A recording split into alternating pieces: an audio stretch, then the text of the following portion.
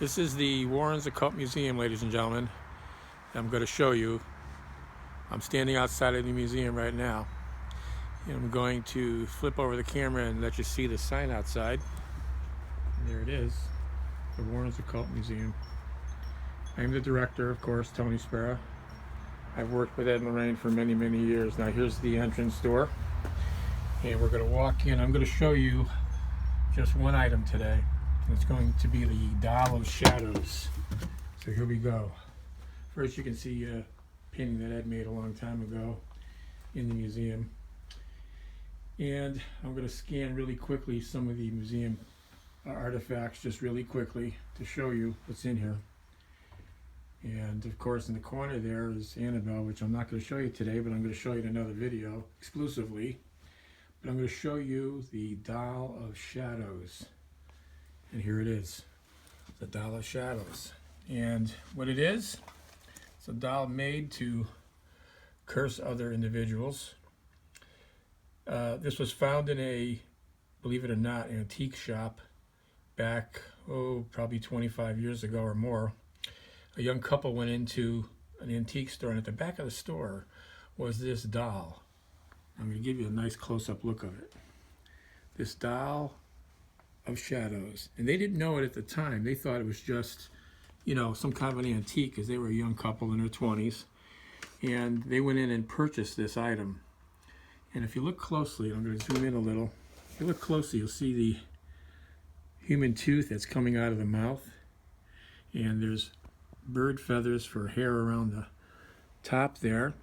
And there's a human bone, an animal bone, and some nails and a chain coming out of it. So why is it called the Doll of Shadows? Well, take a look at it. You'll see why. And it's made specifically to harm other individuals through incantations and rituals and curses. And here's how it works, everybody. And of course, you're not going to be able to do this by taking a photo of it, but because you're not knowledgeable as far as the sorcery and wizardry involved. But what would happen would be that a sorcerer or a wizard would take this doll and take a photograph of it with a camera, print out the image on paper, on photographic paper, and on the back of the photo they would write the curse for the intended victim. And then they would take that photo, put it in an envelope, and mail it to the intended victim that they want to curse and want terrible things to happen to. And look at that doll. And this is the only kind of doll of its kind in the world, ladies and gentlemen, along with this occult museum that I am the director of. And people often ask us, you know, why do you keep these items? Well, we're keeping it for several reasons. Number one is that the evil that's in some of these objects, you don't want to release them out into the atmosphere, into the Ethernet, you know, into the atmosphere, because if you destroy the vessel, that's all you're doing is destroying the vessel. You can't destroy the evil that's infused within.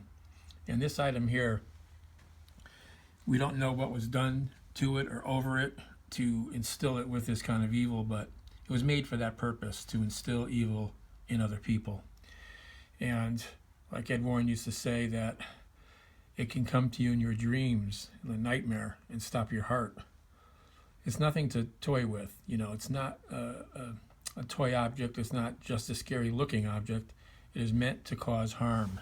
I'm going to zoom in on that face again, and you can see it. Look at that thing with that tooth coming out. It's very, very eerie and very evil.